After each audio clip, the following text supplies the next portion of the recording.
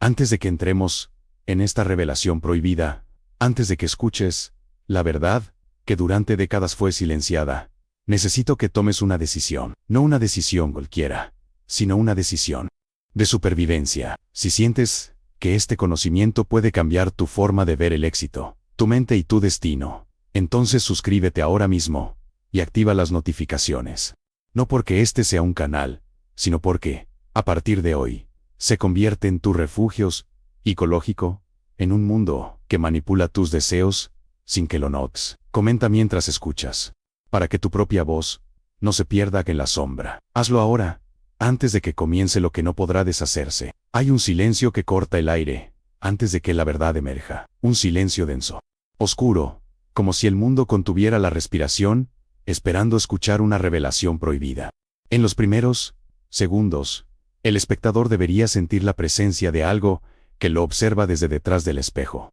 Desde ese cristal en el que cada día se mira sin comprender lo que realmente habita en su interior. Una estadística cae como un hachazo. Más del 90% de las personas que leen sobre éxito jamás lo alcanzan. No porque no puedan, sino porque no han entendido la fuerza invisible que opera debajo de sus decisiones, deseos y miedos. Una sombra, callada y persistente, que Napoleon Hill advirtió antes de que el mundo estuviera listo para escucharlo. Y es precisamente esa sombra la que este documental pretende sacar a la superficie. Aunque mirar directamente hacia ella tenga un costo psicológico que pocos están dispuestos a pagar. La apertura no es un saludo, es una advertencia. La vida, tal como la conoces, está sostenida por arquitecturas invisibles. Nadie te lo dijo, nadie quiso que lo supieras. Porque la verdad de Hill, esa verdad incómoda que él mismo escondió entre párrafos, no es una fórmula de éxito, es un mapa del peligro. Un mapa que huele a mentalidad manipulada, a anhelo contaminado, a sueños que no nacen de la conciencia sino de la sugestión colectiva. En estas primeras palabras, la narración se vuelve lenta, espesa, teatral, como si un narrador oculto retirara un velo milenario y te obligara a mirar un mecanismo que siempre estuvo girando. Incluso en tus noches más tranquilas, la metáfora inicial se abre paso. La mente humana es un laberinto con habitaciones selladas, y Hill no escribió para enseñarte a triunfar, sino para que fueras capaz de abrir las puertas que otros mantienen cerradas por conveniencia. El concepto parece simple, pero no lo es. La verdad oculta sobre el éxito no tiene que ver con riqueza, mentalidad positiva o metas claras. Tiene que ver con la dominación sutil de los pensamientos. Un proceso psicológico tan profundo que roza lo esotérico. Hill lo describió como una vibración mental, pero su verdadero significado era más inquietante. Los pensamientos no son completamente tuyos, se te adhieren, se infiltran, se siembran.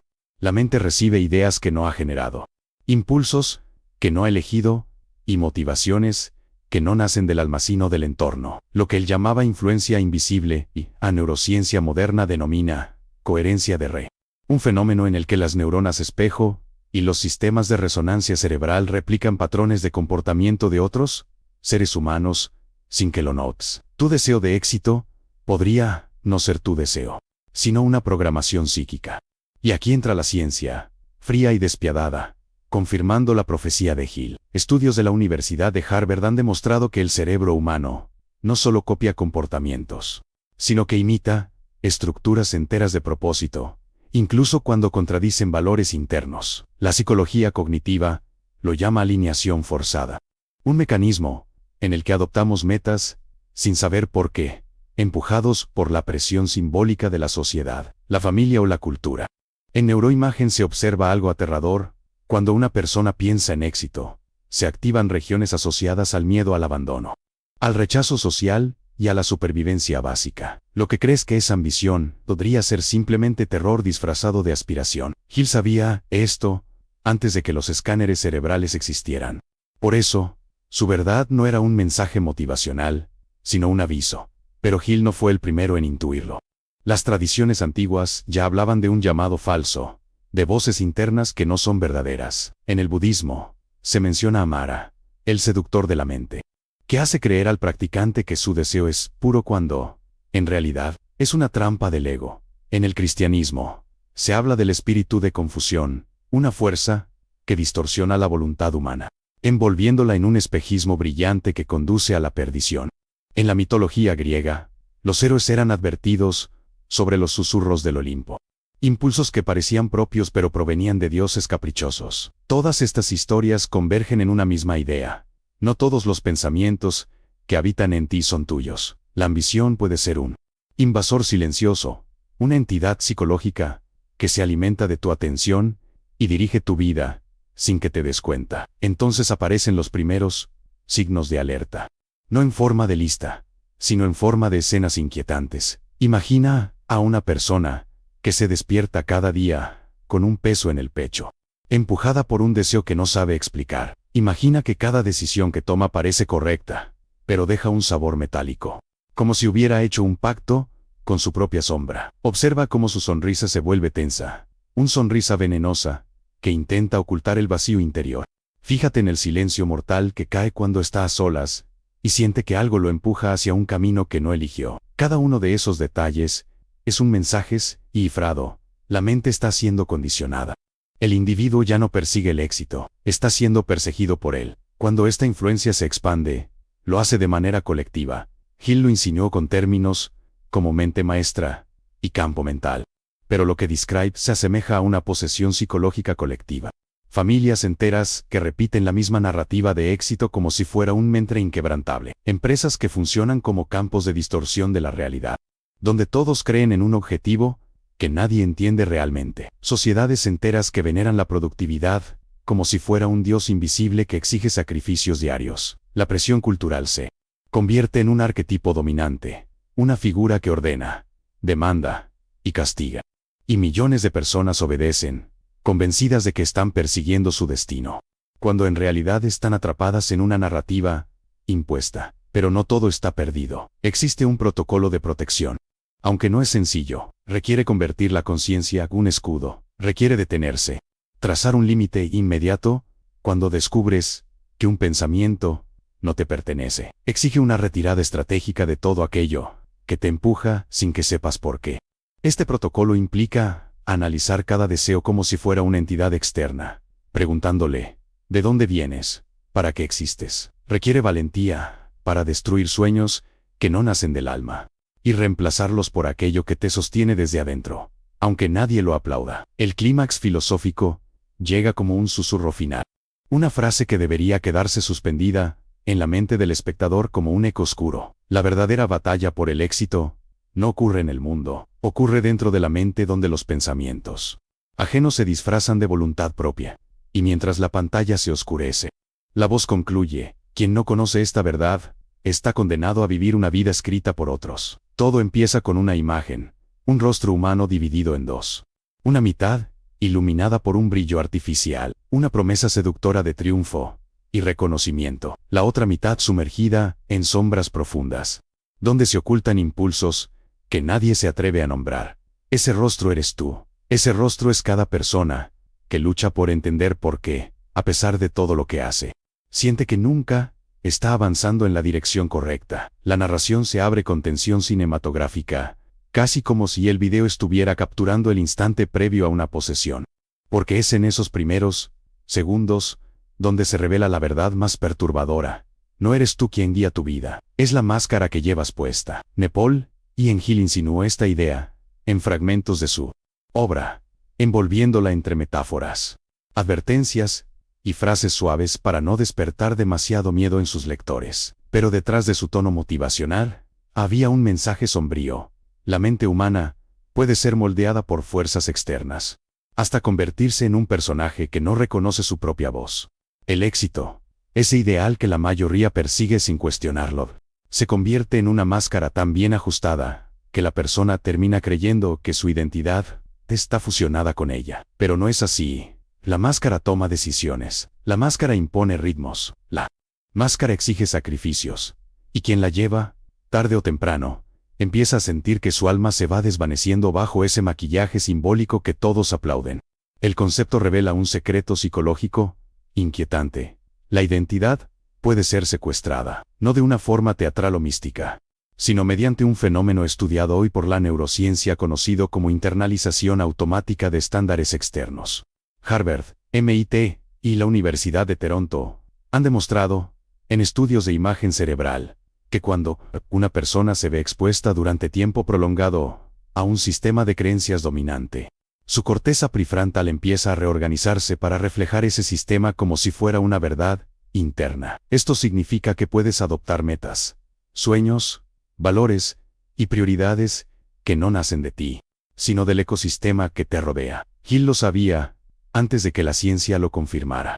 Su obra está repleta de advertencias sobre la influencia invisible del ambiente mental. Lo que muchos interpretaron como motivación era, en realidad, una alarma codificada. Pero la ciencia no es la única que confirma esta sombra. Las tradiciones antiguas, en sus relatos más crudos, ya habían descrito el fenómeno de la máscara. En el budismo tibetano, aparece el concepto del yo ilusorio, una identidad creada por la mente que se alimenta de expectativas externas. En la tradición cristiana, el apóstol Pablo habla del hombre viejo, una personalidad artificial que domina al individuo hasta encadenarlo a deseos que no le pertenecen. En la mitología nórdica, Loki, el dios del engaño, se cuela en la psique disfrazado de deseo legítimo, manipulando voluntades con la sutileza de una serpiente que se arrastra en silencio bajo la piel. Todas estas historias atraviesan culturas y épocas.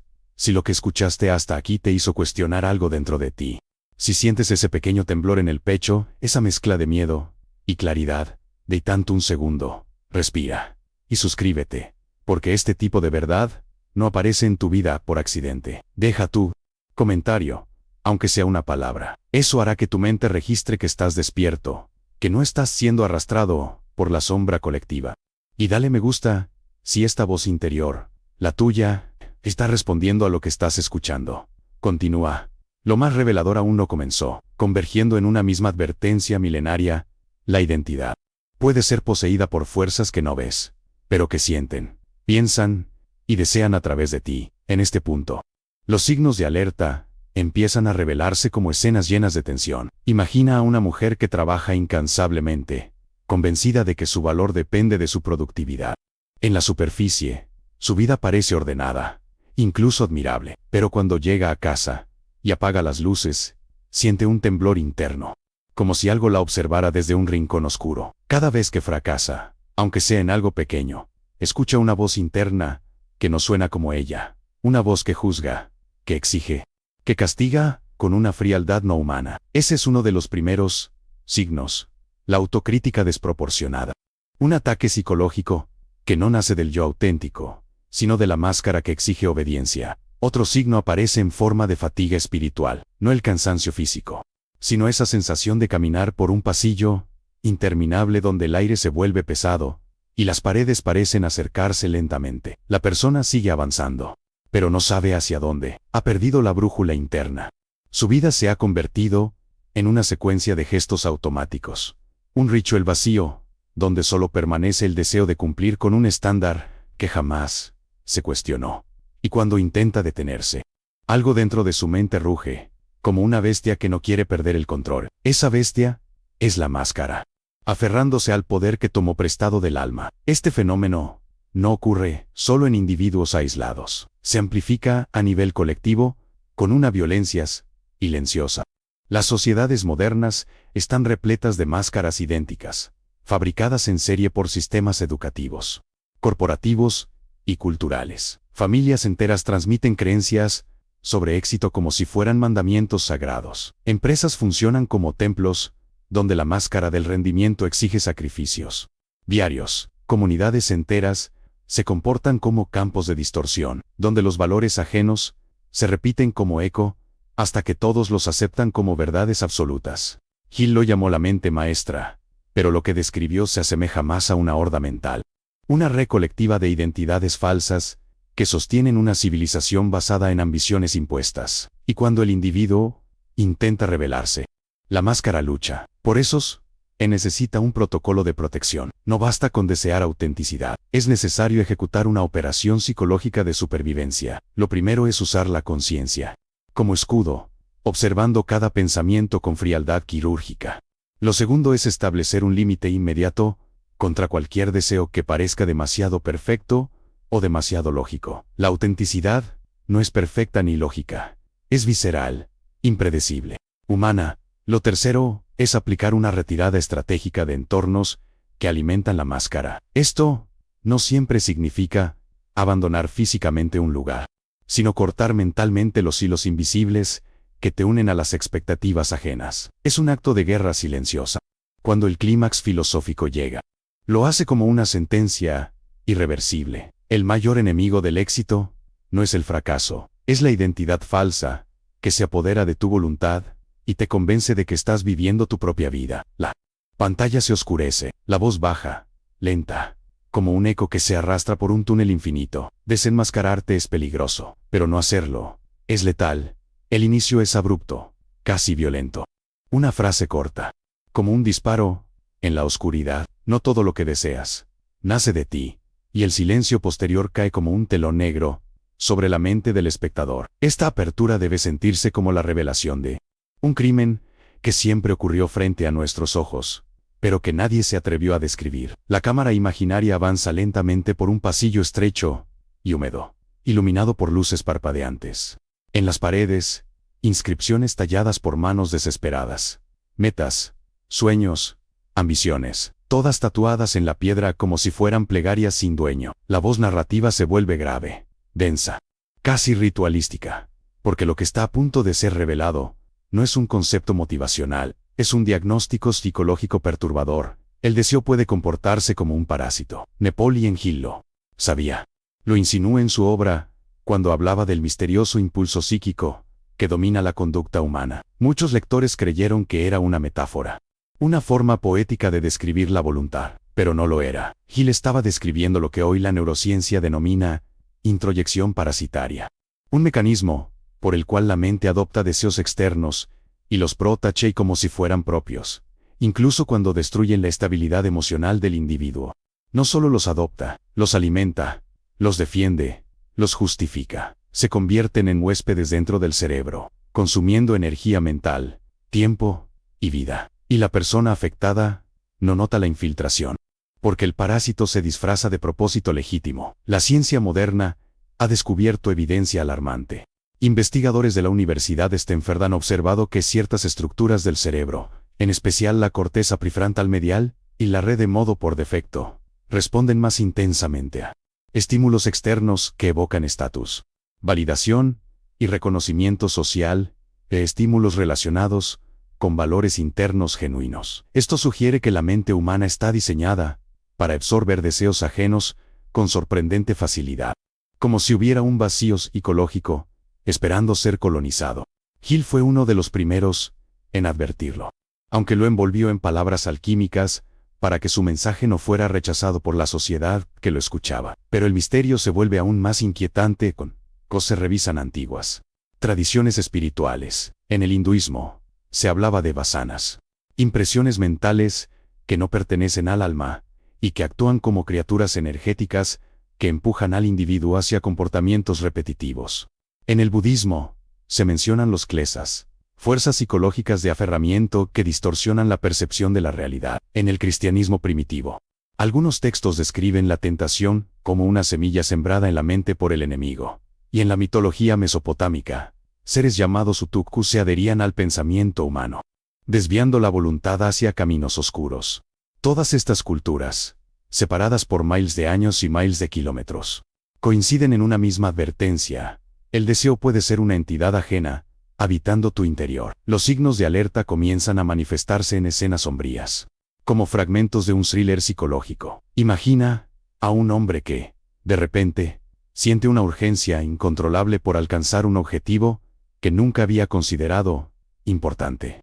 Algo tan trivial como comprar un auto, conseguir un ascenso o demostrar éxito en redes sociales. Su corazón late más rápido cuando piensa en ello, como si estuviera respondiendo a una orden. Pero cuando intenta recordar en qué momento comenzó a desearlo, hay un vacío, una niebla espesa, un silencio sin explicación. Ese es el primer signo, la aparición de un deseo sin origen. Luego viene el segundo signo, más visceral, el agotamiento no lógico. No el cansancio natural del esfuerzo, sino un desgaste que se siente como una sangría interna, como si algo dentro estuviera absorbiendo lentamente la energía vital. Ese cansancio es el hambre del parásito, devorando motivación para sobrevivir. Y cuando la persona duda o intenta detenerse, siente una ansiedad punzante, como una garra interna aferrándose a su conciencia. La narración lo describe como un abrazo venenoso. Una presión invisible que se intensifica cada vez que el individuo intenta actuar según su verdadera voz interna. El tercer signo es el más perturbador, la disonancia emocional extrema. La persona puede estar celebrando un logro que nunca quiso realmente, y, aún así, sentir un vacío abismal. Sus ojos sonríen, pero su alma está en silencio, atrapada detrás de un espejo oscurecido. Ese espejo refleja una versión distorsionada del yo, una versión moldeada por deseos parasitarios que han tomado el control de la narrativa interna. Cuando este fenómeno se extiende más allá del individuo, se vuelve monstruoso. En grupos, el deseo parasitario se convierte en una fuerza colectiva que domina sociedades enteras. Familias exigen a sus hijos perseguir éxitos que jamás cuestionaron. Empresas construyen culturas internas, donde todos desean lo mismo, aunque nadie sepa por qué. Ciudades completas se convierten en templos del consumo, donde la población corre detrás de metas fabricadas por industrias invisibles. Hill lo llamó armonía mental, pero en su forma más oscura, es una sincronización parasitaria colectiva, una colmena psíquica, donde miles de personas comparten un deseo que no nació en ninguna de ellas. En este escenario, el protocolo de protección es más necesario que nunca. Implica un acto de resistencias psicológica casi militar. Primero, se debe aprender a rastrear el origen de cada deseo. Preguntarse con precisión quirúrgica: ¿cuándo nació esta meta? ¿Quién se beneficia y la alcanzó? ¿Qué parte de mí la rechaza en silencio? Segundo, activar la conciencia como escudo, observando el deseo sin actuar, dejándolo desnutrido, hasta que pierda fuerza. Tercero, ejecutar una retirada estratégica de ambientes donde los deseos parasitarios se replican, lo cual puede significar reducir relaciones, limitar información o, incluso aislarse temporalmente, para recuperar la soberanía mental. No es un proceso cómodo, es un exorcismo psicológico. El clímax filosófico llega como una sentencia final. El mayor engaño del éxito es hacerte creer que tus deseos te pertenecen. La voz se vuelve cas y un susurro ritual, como si hablara desde un templo olvidado. Solo quien enfrenta el origen de sus deseos puede recuperar su libertad interior. Los demás caminan guiados por un parásito que sonríe detrás de sus sueños. Todo comienza con un dato que debería helar la sangre. Más del 80% de las personas que alcanzan un objetivo importante confiesan, en estudios longitudinales, que no sintieron la felicidad que esperaban. Un número que se repite como una campana fúnebre en investigaciones de Harvard, Yale y la Universidad de Chicago. La estadística aparece en pantalla como un destello blanco sobre un fondo negro, seguida por un sonido metálico que hace vibrar el pecho del espectador. Y de inmediato, la voz narrativa toma un tono grave, cinematográfico, casi profético. Si el éxito fuera realmente la respuesta, ¿por qué tantos lo sienten como una jaula? Es la pregunta que inicia la atmósfera de este capítulo. Una atmósfera cargada de sospecha. Como si una verdad prohibida estuviera a punto de ser revelada ante nuestros ojos, sin que la sociedad pueda detenerlo. Nepal y Hill lo insinúa en líneas olvidadas de sus manuscritos. El éxito no es solamente un logro externo, sino un mecanismo social. Puede transformarse en un dispositivo de control. No lo dijo de forma explícita porque sabía que su época no estaba preparada. Pero detrás de su retórica motivacional, había un espectro que sus lectores más atentos podían percibir. La presión social no solo moldea la conducta, también aprisiona la libertad interior. La jaula no tiene barrotes físicos, sino significados, expectativas, miradas, comparaciones.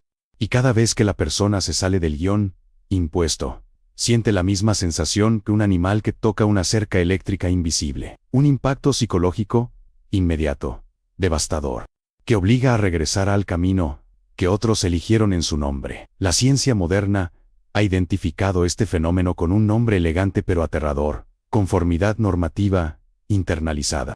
Es la tendencia humana a adoptar conductas y objetivos para evitar el rechazo social, incluso cuando esas conductas contradicen necesidades internas profundas. Estudios con neuroimagen funcional muestran que el cerebro procesa la desaprobación social de la misma manera que procesa el dolor físico moderado. Esto significa que, para la mente humana, Decepcionar a los demás puede sentirse como un golpe, como una herida. Hill, con su intuición casi profética, ya lo sabía.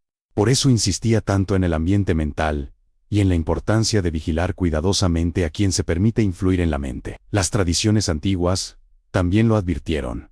En el budismo, la idea del samsara social describe la repetición interminable de patrones colectivos que mantienen a las personas atrapadas en la ilusión. En la Biblia, el libro de Proverbios advierte sobre el temor al hombre que se convierte en un lazo psicológico.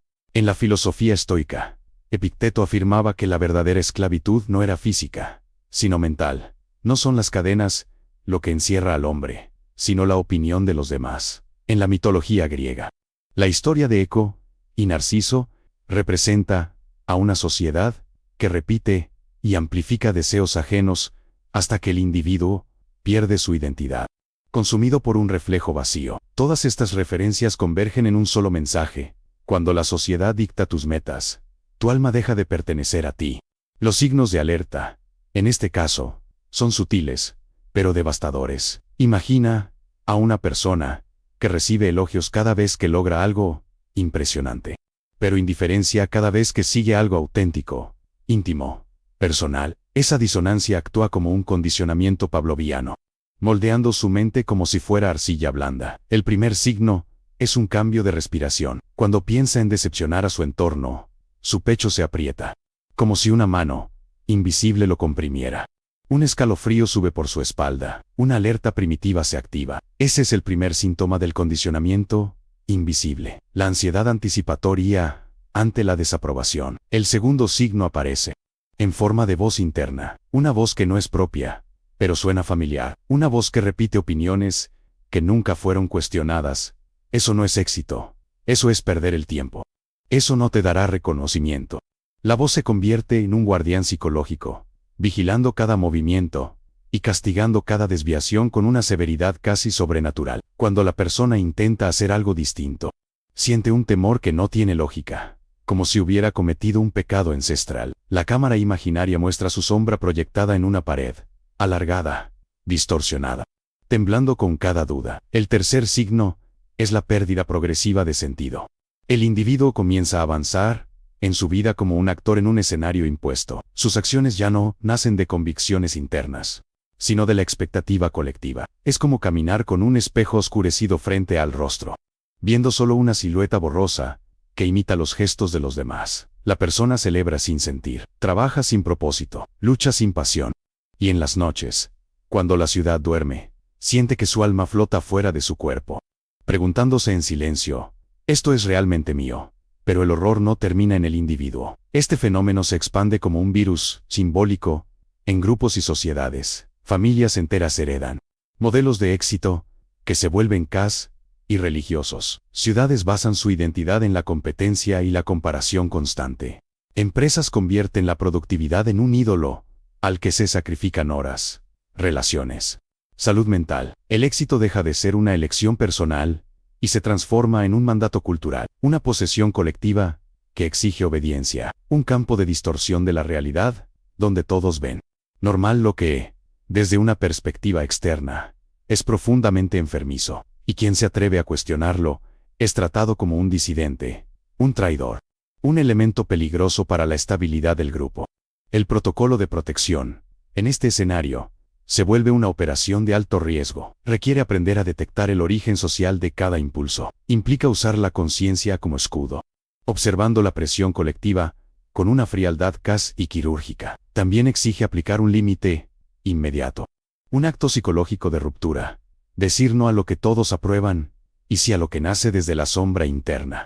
Finalmente, es necesario realizar una retirada estratégica, apartarse temporalmente de entornos que imponen narrativas ajenas, y reconstruir desde cero la brújula interior. No es una huida, es una forma de recuperar soberanía, de volver a escuchar la voz auténtica enterrada bajo capas de obediencia social. El clímax filosófico llega como un susurro final, perfora la oscuridad. La mayor conspiración no es lo que la sociedad te oculta, sino lo que te obliga a desear, sin que lo notes. La pantalla imaginaria se ennegrece lentamente, como si una sombra descendiera desde el techo. La última frase resuena como un eco eterno. Solo quien desafía al colectivo puede reclamar su mente. Los demás solo existen dentro de una prisión que llaman éxito. La oscuridad avanza como un animal antiguo, respirando lento sobre tu nuca, mientras te acercas al punto sin retorno.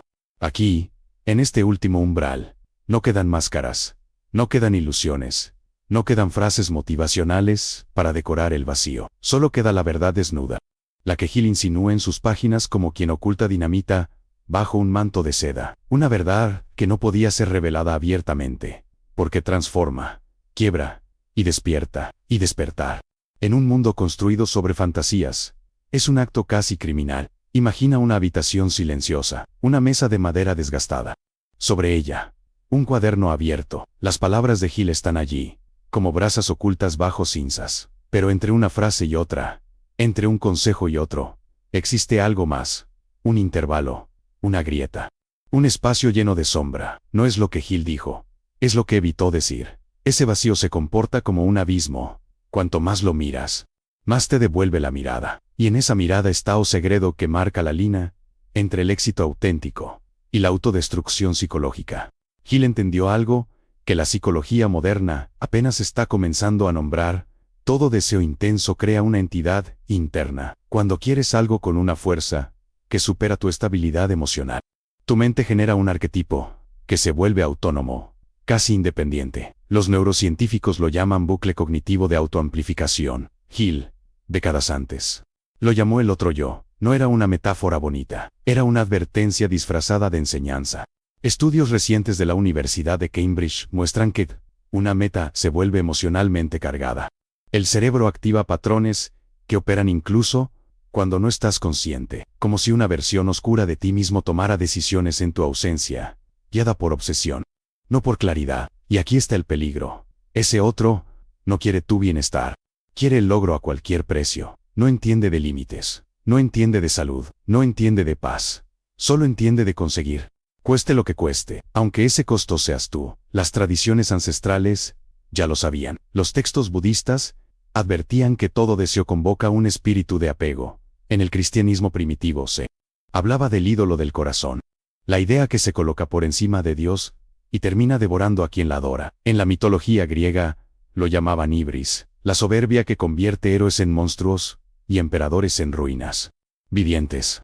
Todos hablaban del mismo fenómeno psicológico, solo que usando símbolos distintos. Hill lo envolvió en lenguaje moderno, pero la esencia era la misma.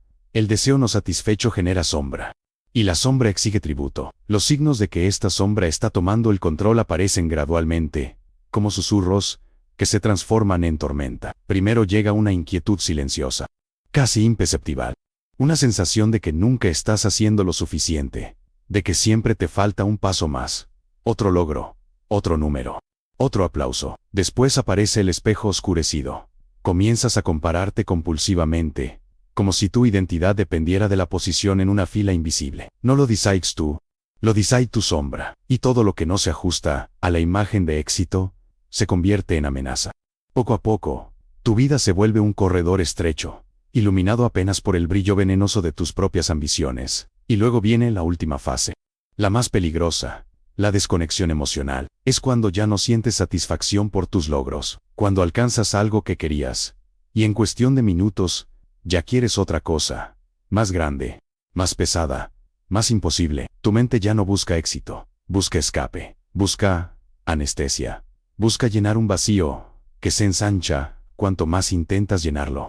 Ese es el momento en que la sombra se vuelve el narrador de tu vida, y tú, sin darte cuenta, te conviertes en un personaje secundario de tu propia historia. Este fenómeno no es individual, es colectivo. Hill jamás imaginó, no quizás sí lo imaginó, y decidió callarlo, que el siglo XXI amplificaría esta sombra hasta convertirla en un imperio global.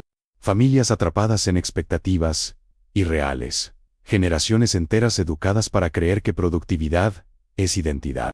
Empresas que funcionan como templos, donde el sacrificio personal es un ritual obligatorio. Sociedades enteras hipnotizadas por la idea de que solo serás alguien si produces, si logras, si escalas, si vences. Es un campo de distorsión masivo, un tren social, una posesión colectiva disfrazada de cultura moderna. Ante esto, el protocolo de protección se vuelve vital.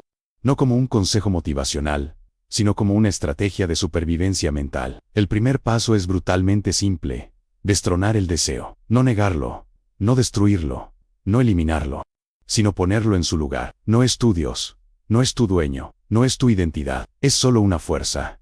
Y las fuerzas necesitan contención. Aquí entra tu primera arma, la conciencia como escudo. Cada vez que un impulso te empuje hacia una decisión irracional, crea un límite inmediato, congela el movimiento, observa. Pregunta de dónde viene ese impulso. Y si descubres que proviene de un vacío emocional, no del propósito real, ejecuta una retirada estratégica. Recuar no e acentuada perder, recuar e acentuada recuperar poder. El segundo escudo es el anclaje. Gil dijo que el éxito nace en el mundo invisible, pero jamás dijo que ese mundo también contiene trampas. Por eso necesitas raíces, hábitos que te devuelvan a ti mismo, antes de que la sombra te reescriba. Silencio consciente, reflexión diaria, conexión espiritual sin dogma, pero con profundidad. Una práctica que te recuerde algo que el sistema intenta borrar. Tu valor no depende de tu rendimiento. Y así llegamos al núcleo, la revelación final, la verdad que Gil apenas insinuó, porque sabía que no todos estaban listos. El verdadero secreto del éxito es este: no lo conquistas, lo contienes. El éxito auténtico solo llega a quienes pueden sostenerlo, sin destruir su identidad para alcanzarlo. Solo se manifiesta cuando la sombra no gobierna, cuando el deseo no devora, cuando la ambición no se convierte en veneno. Es un estado de equilibrio, no de obsesión, una conquista interior antes que exterior. En este punto, la narrativa se apaga lentamente, la cámara imaginaria se acerca a tu rostro, el mundo desaparece, solo queda una frase, flotando en el aire, como un eco, que no te permitirá dormir igual esta noche. El éxito no revela quién eres, revela qué sombra te gobierna. Si has llegado hasta aquí, ya no eres el mismo, algo dentro de ti se abrió, algo que no volverá a cerrarse. Ahora, la elección es tuya.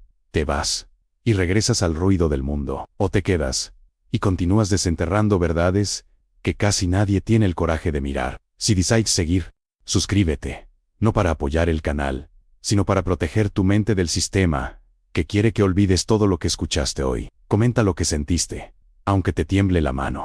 Da me gusta para que este mensaje no muera en el silencio. Y recuerda, algunos conocimientos salvan, otros despiertan. Este hizo ambas cosas contigo.